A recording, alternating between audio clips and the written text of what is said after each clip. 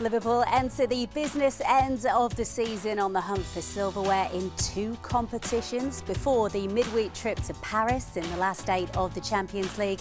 There is just the small matter of Manchester City in today's FA Cup quarter-final. It's the first game since the announcement that Mo Salah will leave the club at the end of the season, and he will, of course, be hoping to write some more chapters in his illustrious LFC story over the next couple of months.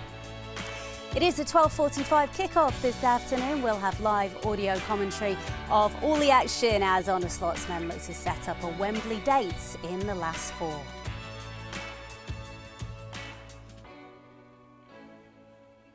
Yeah, welcome along to today's Match Day Live. Gary Gillespie and Jason McAteer are here, feeling refreshed, revitalised after the international break. And we hope Neil Mellor is too. He is alongside Rob Jones at the Etihad. Becky, thank you very much. Good morning. Welcome to the Etihad. Manchester City and Liverpool meeting in the FA Cup for the first time since 2022. That one was at Wembley. Liverpool won that day to book their place in the final, which they would go on to win. They've never met at this ground in this competition. In fact, the last time Liverpool travelled to City in the FA Cup, you were playing. Okay, yeah. I mean, that shows how long ago that was.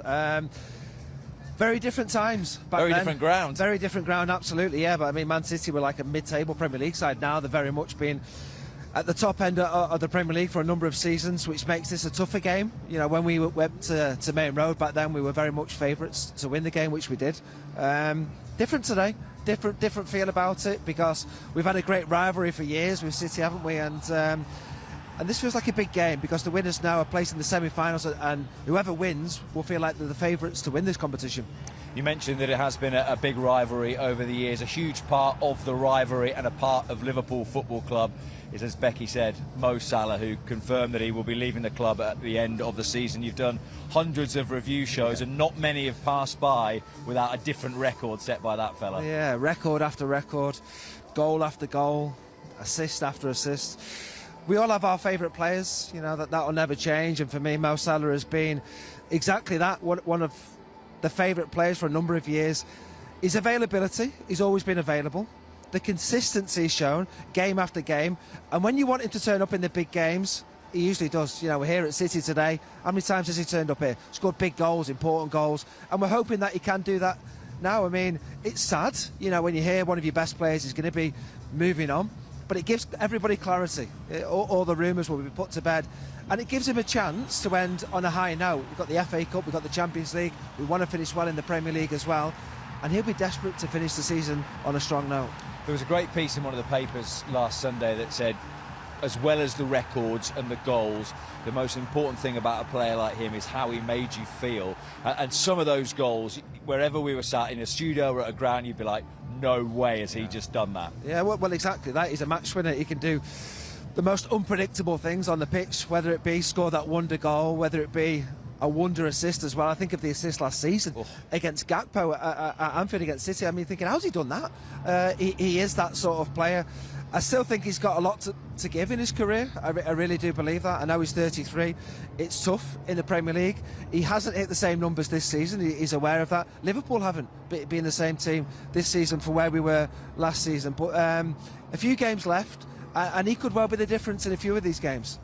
Interesting, we've spoken a little bit about the rivalry and the best years. Well, the best years included that Liverpool front three of Salah, Mane and Firmino. There's that famous bit in the Amazon documentary where Pep is clearly worried about the three of them, and maybe that's one of the reasons he's dropped off this season, that the understanding has been different because it's been a new forward line. But those three, wow. Yeah. Well, yeah, I mean, just think back to how special that time was in terms of the three of them, the best front three in world football for a period of time.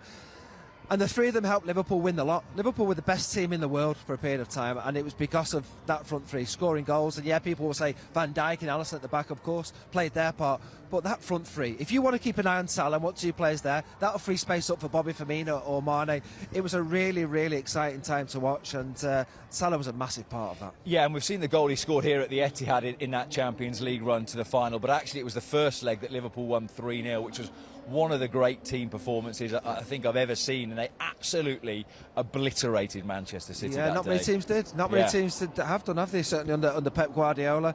You know, we talk about the rivalry we've had to win the Premier League, but that was a big game as well in the Champions League. City at the time were absolutely flying. So yeah, I mean, it just adds to the list of memories and great goals and achievements that he's had at Liverpool. And actually, when you look back to last season's title success, they established a lead largely thanks to him, because probably first 2/3, 3/4 of the season, he was the standout player in the league by a mile. Standout player in the league, standout player in Europe, maybe world football. I don't know who votes for Ballon d'Or, but how he was fourth is just beyond me. Yeah, I mean, to win a league title, everybody has to play a part as a team, but there are certain characters who play a major part, and Salah, without doubt, was that player. So I've got the goal contributions he did, the goals, the assists to help Liverpool win so many games. He was a difference maker for me. He really was last season. And people talk about a couple of years ago, whenever it was, big offers coming in for Mo Salah, and Liverpool may have been tempted at one stage to have kept hold of Mo Salah, and look at what he produced last season. And it's not just that on the pitch, it's also helping the other players to inspire them to think, I want to be at the same level to be in the team with him. You talked about the fact as well that he's a big game player, scores big goals, which would mean therefore that he will want to go out swinging. However, we hope there's 15 games of the season still to go in various competitions, but he will want to finish with a flourish, won't he? And a piece of silverware. Yeah, and I think the good news is that he's fit. You know, the worry was after that performance against Galatasaray, would he be fit? Would he be available for this game, for PSG, for whatever game next? He's available, he's fit, he's training again. And that's really good news for Liverpool, because in games like this, when everybody has to be at it, if you have that little special player who can be the match winner, which is what Salah can be, and in the mood to finish on a high, I think that's a worry for Man City today. Well, he has been the match winner so many times before in a red shirt for Liverpool. Mohamed Salah, has he still got a few more magic memories in the locker before he says farewell at the end of May? And does he start this afternoon against Manchester City? We'll let you know when we come back. Yeah, we shall be back at the Etihad with that Liverpool team news very shortly. But firstly, welcome to you two. Good morning. Happy Easter weekend. And you, Becky. Thank you very much. What better way, Jace, to celebrate an Easter weekend than with the first of 2 quarter-finals this week? It feels like the season run-in starts today, if you like. I need a bit of a pick-me-up. To be fair, Rebecca, I mean, we're not addressed the elephant in the room, but we got so close to the World Cup with Ireland. I was waiting for that. And we went out, but being with you two makes me feel so happy on this Easter weekend. Good. 2 favourites. Good. I mean, I work with some big hitters in this game, but you two are my favourite. Yeah, you're top draw. Wow. But, what a great start to the show. I'm glad you can lower your standards now and again. Did you bring me an Easter egg anyway? No, I knew it. He usually brings the chocolate, doesn't he, at Easter? I've got chocolate for you, though. Well, there you go. That'll suffice for today.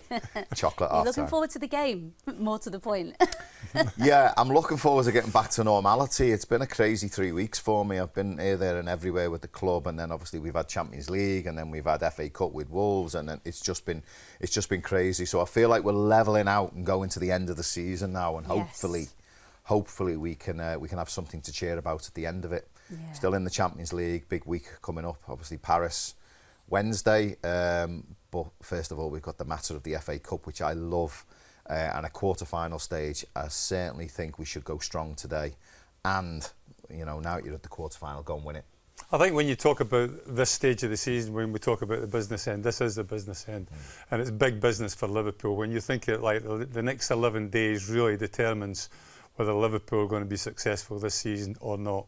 I think at the start of the season you set your goals out obviously to win as many things as you can, Premier League being the one, and then the Champions League. Premier League, I don't think we can win. FA Cup, we've still got a chance. Obviously the League Cup's gone. Champions League, got a chance. But then, obviously, finishing in like that top 5 or top 4, we're not quite sure what it's going to be. It looks like top 5 to qualify for the Champions League. But the number 1 goal has gone. Like I always think the Premier League's the number 1 goal. That's been a disaster this season so far. But we can put it right with the games that we've got left coming up, obviously starting today against Manchester City, which is never an easy place to go. No. Etihad. It's always a tough place. But it is doable. And I think we've proved already this season that we're more than capable of getting results against the top sides. Now, we've got 3 big games coming up, obviously, with like Manchester City and the 2 games against Paris Saint-Germain. Can we rescue our season? That's the question I think a lot of Liverpool fans will be asking. Yeah, there's still so much to play for, isn't there, Yeah, Jason? and for both teams, I was listening to what Gary was saying there. I was kind of like reminiscing on my own career. It's funny, you get to some kind of stage in a season where there's a 2-week defining period of whether it's success or not, and you play out this whole 8 or 9 months, and yet it literally falls into a 2-week gap. And you think for Liverpool, we lose today, we lose in Paris, second week we lose again, we're out the Champions League, we're not going to win the Premier League, you know, that's the season over, you know, within 2 weeks. Manchester City are actually the same. Listen, they've had success in the League Cup, they're beating Arsenal, but they're out the Champions League. If they lose today, obviously they're out the FA Cup, and there's a 9-point gap, albeit with a game in hand, but they've got Chelsea and Arsenal, the next 2 league games. So, you know, for both teams, the next 2 weeks are paramount. It is a huge fortnight coming up, isn't it? I just want to pick up on the back of something that the lads were speaking about there. Obviously, it's been the break, but it's been anything but quiet, Gary, with the news from Mohamed Salah that he will be departing the club at the end of the season after 9 incredible years, and it's almost impossible to put the legacy that he leaves into words, I think. Well, I think you'd like sum up 9 incredible years. I think the numbers that he's produced over these 9 years has been astonishing. None less than, like, I mean, the amount of appearances that he's made. I think the one big thing I would always say about Mohamed Salah, more often than not, he's available to be picked. And when he's been picked, well, as I say, the numbers speak for itself, assists and goals. He's right up there with the best, and he will be remembered as a Liverpool legend, and rightly so, for what he's achieved and what he's done on the pitch. Not just individually, but from a team point of view as well. And he's had a fantastic career. He'll be sadly missed, but like all great Liverpool teams in the past and in the present, they'll find somebody else to replace him. It always happens when you look back in history. Keegan, Dalglish, Steven Gerrard, like all these great, And Jason, of course. Jason, obviously, of course. But it's just the evolution of the football club, and you can't go on forever. And he'll go with Liverpool's best wishes from both the staff, his playing partners, and obviously the fans as well. And he'll be rightly remembered as a Liverpool great. You could see when he scored that goal a couple of weeks ago against Galatasaray, which was vintage Mo Salah in a way, Jace, just how much scoring for the football club means to him. He's still got the opportunity to write some more history over the next few weeks and months, and I guess games like today are perfect for that. Yeah, and he'll want to play a major part now in the running, won't he? And we've mentioned the success we could have, and he'll want to be very much involved in all that, and try and lead us to some success. He'll want to leave on a high, and for him, I know I've just got the accolades in front of me of what he's done. It's absolutely phenomenal what he's done. Champions League, Premier League, FA Cup, League Cup, UEFA Super Cup, FIFA World Club Cup. His assists, the goals, they speak for themselves. The records he's broken, but he won't want to leave on a trophyless season. Yeah. He'll want to leave on a high with something to take. But just to reiterate what Gary said, he's been absolutely phenomenal. Not just for Liverpool, but I think for the Premier League, world football. The way he lives his life. He's a great ambassador and role model for actual football and for kids. And with the likes of Messi moving to America, we don't really see much of him, and Ronaldo obviously in Saudi.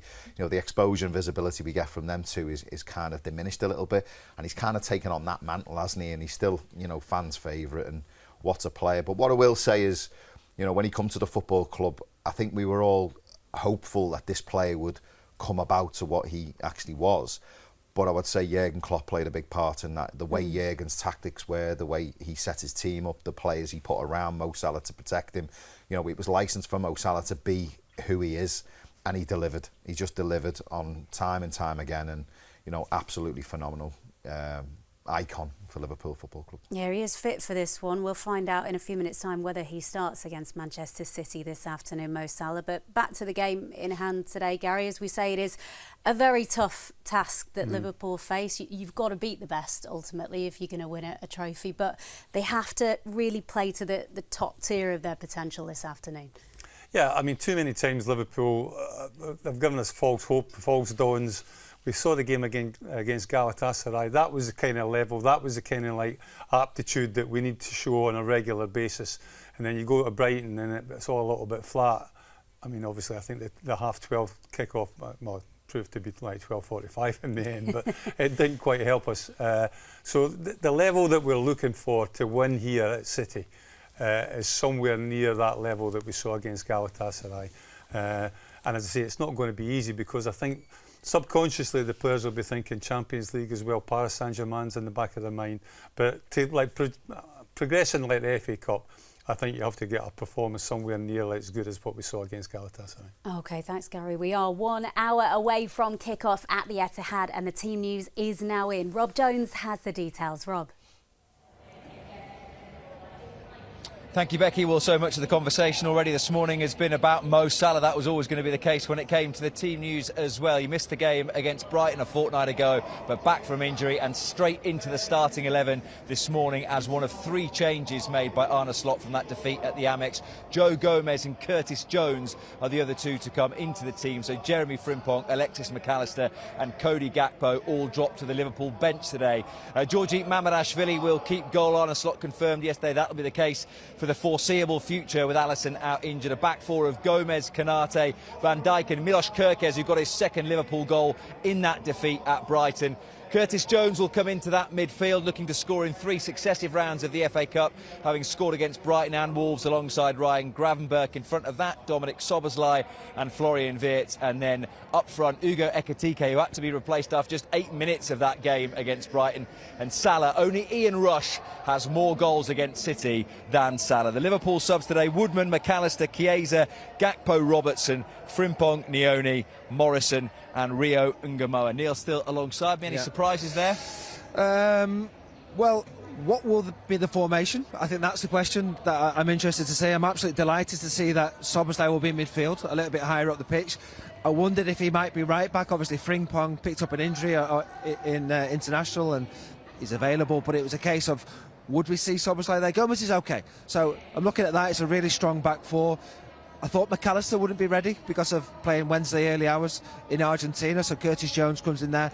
It's just if we go with that 4 diamonds and 2 up top, Salah and Ekitike, or maybe Wirtz might sort of play left and drift inside and Salah out on the right-hand side. I think there's flexibility, certainly, to change formation and to test City. I've liked the diamond, I really have, and I feel as though we could cause City a lot of problems that way. It's a strong lineup. The only blow I would say is no Alisson. You know, obviously... one of the best goalkeepers about, but opportunity for Mamadashvili there. But we've spoken about it throughout the course of the season, about the different types of right-back that Liverpool have at their disposal. You'd say in a game where City are going to attack a lot, have plenty of the ball, that someone who is defensively sound like Joe Gomez is a good option today. Yeah, without a doubt. You know, obviously we've got 2 massive games in the next few days, PSG away from home. Will Joe Gomez be able to start in both? You know, that's the big question. I'm not sure he will, but he'll be solid back there defensively, and it's whoever he's up against, whether Doku starts for City or not. He didn't at Anfield, Doku. Obviously Szoboszlai was right back for that fixture, so yeah, Liverpool look solid there defensively. They will be tested, there's no doubt about that, but it's about having the firepower to cause City problems, and having Salah back is a massive boost. We have to see Wirtz as well. Wirtz had a good international break, so I'm looking forward to seeing how Ekitike, Wirtz and Salah all combine, because I think they'll cause City a lot of problems. You talked as well about the midfield and Alexis McAllister, who maybe at times has not been at his best this season, and as has been the case before, as you said, straight after an international break, it seems sensible, and it seems like a big opportunity, not just today, but for the rest of the season, for Curtis Jones. Yeah, I think you need your squad, and certainly for games like this on the back of the international, when it comes so soon of the weekend and early kick-off on a Saturday, you always feel as though the South American lads would struggle to start in these games. We've seen it in previous seasons, so an opportunity for Curtis Jones. I have to say, I think McAllister has suited that sort of midfield 4 formation, so whether he's available and ready for PSG, which is obviously a big game round the corner, but not quite ready for this one. Well, Neil mentioned it there, as have the guys back in the studio. It's a critical spell for Liverpool, particularly a couple of games in quick succession. Manchester City today, Paris Saint-Germain on Wednesday night in the French capital. Arne Slot believes his players are up to the challenge of 2 big games in such a short space of time. I think much more of our players are used to the program now than they were in the beginning of the season. So now it's up to us to show that we are ready for this tough fixture list. Tough in a sense of the opponents we face, but that's completely normal. If you are still in the FA Cup and if you're still in the Champions League, that you face tough opponents, and tough in a sense that it's a lot of games with hardly any rest in between. But we are now 8 or 9 months further than we were in the start of the season, and I think more and more players are ready for this schedule than they were for large parts of the first half of the season. It's nice, you know.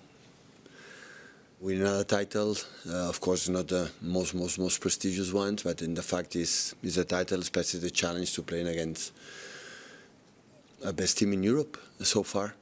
No doubts about that in Champions League, in the Premier League. So, and yeah, it was a good test, but it's already, you know, the good teams, like always, they prove this club. So when finish one, think in the next one, and tomorrow have the chance to reach some incredible milestone, to make the 8 semi-finals in a row. So never happened. So we have been 7 in a row, 4 finals, 3 semi-finals, the FA Cup. This is a prestigious competition, and one of the toughest, you know, for a special opponent for us, all of us, for the people who's here 10 years. So Liverpool, and yeah, with our people, hopefully they can come help us join the title that we won last week and reach another semi-final. The first half at Anfield, City was dominating ball possession. You could also change the question and say, how impressive was it that you dominated ball possession the second half? Because how many teams can dominate ball possession against Man City throughout the last 10 years? So that's what I mean with a big step forward compared to the game we played at the Etihad. But now we have to show this as well in their stadium, which is always more difficult than having 60,000 people at Anfield that helping you out if you are pressing and giving you the energy that you need if you face City. The good thing is it's an FA Cup tie, so we have more fans than we usually have in an away game.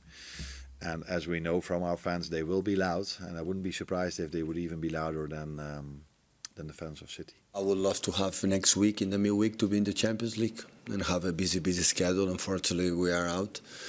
But focusing, yeah, in that game, and after a long week to prepare next Sunday against Chelsea, that is the last chances that we have, you know, to be still there, to have a minimum chance that we have for the Premier League, and yeah, focus with that. So you feel mentally sharp and now ready for the business end? Always, not now, always. Well, the business end of the season has very much begun for Manchester City, having lifted the Carabao Cup 13 days ago by beating Arsenal at Wembley. Pep Guardiola makes one change from the side that started that day, arguably one that makes his team stronger, with Mark Guehi, who was cup-tied for the final, coming in place of Nathan Ake in their defence. So once again, James Trafford will start in goal. He made 3 big saves at the start of that game against Arsenal. It's a back four of Mateus Nunes, Guehi, who captained England against Japan at Wembley on Tuesday, alongside Abdulkadir Kusanov, and then Nico O'Reilly, the man who settled the cup final with 2 goals the day after his 21st birthday. The defensive midfielders, Rodri alongside Bernardo Silva, who scored in the last game here and also the last cup meeting between the two teams. Antoine Semenyo got a couple for Bournemouth against Liverpool on the opening day of this season. Cherki and Doku in behind Erling Haaland, who has just 2 in 7 since scoring against Liverpool at Anfield. Their subs are Donnarumma, Reinders, Ake, Kovacic,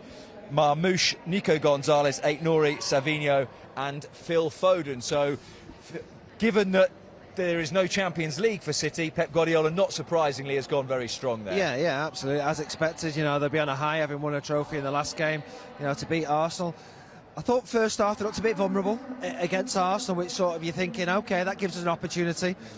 You could argue maybe the best defender's not playing in Ruben Diaz. I think Guehi, I thought his performance at Anfield was probably, he was the best player for City. I thought he stopped 3 or 4 Liverpool good opportunities. I thought he was outstanding. He shouldn't even be playing. Let's be honest, let's get this right.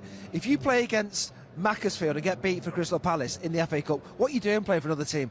I don't like that rule, but to City's benefit and to his benefit, he gets an opportunity in a massive game. Yeah, City is strong. I think Doku will be a threat. We've seen that time and time again at home. You know, he scores a wonder goal, didn't he, earlier on in the season.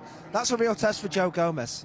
He hasn't played against Joe Gomez this season. It was Conor Bradley, wasn't it, in the first game? It was Szoboszlai at Anfield, although Doku was on the bench for that game. So City have a threat. We know that City have a threat. But I think that defence is there to be got at today. It was interesting that those cup rules are funny, aren't they? Because with the Carabao Cup, Gehi wasn't allowed to play, but Antoine Semenyo was allowed to play throughout the competition, having joined from Bournemouth. And in that game against Bournemouth at the start of the season, he showed just how good he is, and it'll be a test against his former teammate Milos Kerkez today. Yeah, I thought it was a real good addition in January for Man City. I think the fact that he's come into a Man City side and starting game after game and contributing with goals and assists. It's not a case of being off the bench and getting the odd bit of game time. He's a starter. He's a main man in that starting lineup for Man City. A player who we know his qualities. I think Haaland, we know all about Haaland, but he has that service. He has Cherki in behind. He has real pace in wide areas to create opportunities. So City do carry a threat without a doubt. Do you know what? It'd be great if it's an open game. It'd be great if it's an open game. City have a go and leave a little bit of space for our attacking players, because it'd be enjoyable to watch. And some of our best performances have been when it has been slightly open. So if City are going to be a little bit extravagant and leave those spaces, maybe we get joy as well. A couple of the Liverpool goalkeepers have just come out to warm up behind us, including Freddie Woodman, who's on the bench today. We talked there about Kerkez and his defensive responsibilities. The interesting thing you say as well is that you mentioned City's defence. Núñez in particular, you would say, is the weakest defensively, and Kerkez has got to try and get himself that way as much as possible. Do you know what? I thought that, and I've watched him a few times. I think he's actually a decent right back, because he's got strength, he's got real pace to recover as well. As much as that's not his natural position, and at times I thought we can get at him because he's a more attacking player, more midfield player. O'Reilly as well, similar. Both done very, very well when we have come up against them. So you did say anyone could play right back earlier, didn't you? I did say that, yeah. And Jason proves that. but it's not a natural right back. But I think he's a clever enough player to understand his role in the team and to keep his position in the team. Because if Pep thought he wasn't doing a good enough job for him, he wouldn't have played him so often at right full-back. But he does have that pace, that strength to try and stop us. I think a lot of Liverpool's joy might come in between the full-back and centre-halves, rather than being out in wide areas. I think with the system we play, we can get little pockets of space, Viets and little holes. Rodri's back fit for City, of course. We know how good he's been in the past to try and stop players like Viets influencing the game. But now I think Núñez and O'Reilly, not natural full-backs, but I think Liverpool can get in those little pockets. So two very strong teams selected by Arne Slot and Pep Guardiola this afternoon. Just one other point to make, Jason. I know you've worked in telly for a while, but if you call other people your favourites, we can hear when you say it. You told me they couldn't hear. You said that they couldn't hear. I'm in trouble. Dear I'm in Paris with my third favourite. My third favourite. I mean, he's feeling a bit let down there, isn't he? Yes, isn't he? Yeah. He'll think of a way to redeem himself over the course of the show. Did I hear that properly, though? They said anyone can play right back. Well, yes, your talents at right back. That's probably he's having a dig at you. I think that was wide. Yeah. I think it was off the back of her. I mean, we make players. That's what we do. We make players better. If it wasn't, Robbie Fowler wouldn't have the career he had if it wasn't for me putting buffet balls in left, right and centre. I mean, come on. He would have never scored 3,000 goals, would he?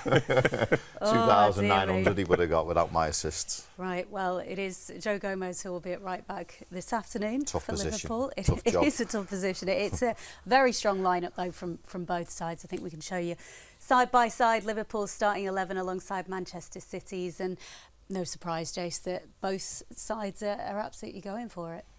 They've got the taste, haven't they, Manchester City, and having won the League Cup into Wembley, their tails will be up, and Guardiola knows his ego will be bruised going out of the Champions League. He knows, his grasp on the Premier League challenge is diminishing game by game. So he'll want to get there again, and there's no surprise with the team selection. I don't think he could have gone any stronger. Keeper possibly, but he plays Trafford in the cup games, and Liverpool exactly the same. Mamardashvili comes in because of obviously Alisson's injury, and probably McAllister would be maybe the only other one, but he's done a lot of travel. I think he said, what was it, 11,000, 14,000 miles? About 14,000 miles back and forth to Buenos Aires. It takes its toll, and he played a lot of minutes, so it's no surprise both managers have gone strong. He's been on the Artemis. I just got on. That's gone to the moon, hasn't it? See, you can't catch me. I know it's an early kick-off, but I'm on it. Gary, it's interesting to see, isn't it? I mean, probably two of the strongest lineups. Apart from obviously second choice goalkeepers, both teams. But I think both teams have got players that can influence the game. Manchester City probably slightly a little bit favourites, obviously because they're playing at home. 17 cup games, like I think 77-6 is like the aggregate score. So like it just shows you like the daunting prospect that Liverpool face going here to like the Etihad to try and win the game. But in saying that, as I said before, we've seen Liverpool in one-off situations, cup games, are more than capable of like beating anybody. Yeah, you'd imagine Donnarumma as well feeling similar to you about World Cup qualification. Obviously, heartbreak with Italy as well. So potentially that's potentially in Pep's thoughts well, they as well. probably can't find him. He's probably gone missing, hasn't he? I mean, that is a shock. I mean, Italy. Extra time and penalties. I think it's is it the third on the run? There's a mad stat, yes. isn't it? It's the third on the run. There was a claim to say that like past winners should get in like automatically, shouldn't they? Don't tell Mel's that he's already on the. Oh, right. The one he's already had a goal this morning about Gay playing, hasn't he? Don't give him another one. Back to Mo Salah, that question has been answered that he does start this afternoon. We touched on him before, Jace, how well he looks after himself. I mean, you look at his record, nearly 9 years, obviously, as a Liverpool player. Bearing in mind he's played 435 times. He has only missed 11 games in that time through injury and or illness as well, but it's no coincidence, is it? Because the way he looks after himself, the way he conditions himself, he is absolutely, in terms of self-management, top quality. I mean, he probably didn't look after himself as well as Mo Salah, but Phil Neal's record is phenomenal, isn't it? It's ridiculous, Phil Neal's. But Mo's is up there, and I think you're right. You know, the modern day footballer, they're catered, you know, in every department, whether it's diet, whether it's, you know, what they need to do, personal plans. They stay back now. They really are conditioned, you know, to be elite athletes, aren't they? And they're given every opportunity to do that. That's not to say the bodies don't, you know, break down or there's bad tackles or whatever, but he seems to have eluded, you know, long-term injury. He seems to have eluded, you know, any kind of injury, to be honest. And I think that is testament to the way that he lives. He really looks after himself. He's a fantastic athlete. But I think as well, Bex, I think you just see the annoyance of when he's been brought off in the past that he feels he shouldn't be, and that's just maybe testament to his drive and his determination. I don't think it's his ego. I just think the fact that he believes that, you know, at any one moment in a game, whether it's the last minute or the first, he can make something happen, and more or less he has done that. Yeah, brilliant. Yeah, a word for Hugo Ekitike as well. It was slight concern when he came off against Brighton, Gary, in the last game, but went on to have another successful international break with France, scoring against Brazil. I mean, it's quite remarkable that when he started this season, he hadn't actually made his full international debut with France, and now looks a certainty to go to the World Cup and start in that first game against Senegal. Yeah, it's funny, isn't it? I mean, I don't think there's any coincidence that like it was James Milner that made that kind of challenge. That was kind of an old-fashioned kind of like, here's like an opportunity to maybe just let him know that I'm about and leave one on him. And it was obviously a dead leg. Well, when I say a dead leg, it looked as if it was higher up in his hip, which can be a sore one, and it obviously was. And I think, you know, sometimes you can run these off, but other times there's just no way you can do it. And like you could see that he was struggling. And he had to come off, but all credit to James Milner for maybe seeing that and taking the opportunity just to leave one on him. He takes no prisoners, does he, James Milner? Finally, the Alisson news is maybe not surprising, Jason, that he doesn't start today. The boss alluded to the fact that in his press conference yesterday, at least, that he might not be back until towards the end of the season, and he won't play any part in the Paris Saint-Germain games either, which is obviously a blow, but Georgi Momodashvili has come in and proved himself an able deputy. Yeah, it's always a difficult one, the goalkeeper situation, because obviously you have your first choice keeper and predominantly plays every game, and maybe apart from cup games. So when you're asking your second choice to come in, you know, you've got to have complete faith and trust in him. But he doesn't play a lot of football, you know, certainly match football, which is, you know, where you get your minutes and, you know, you're up to speed, your reaction time and everything. And it can always be a bit of a gamble. And obviously with an injury, you know, he's had to play. But yeah, I mean, listen, we've seen him in the past. He's not Alisson standard, but he's a very capable goalkeeper.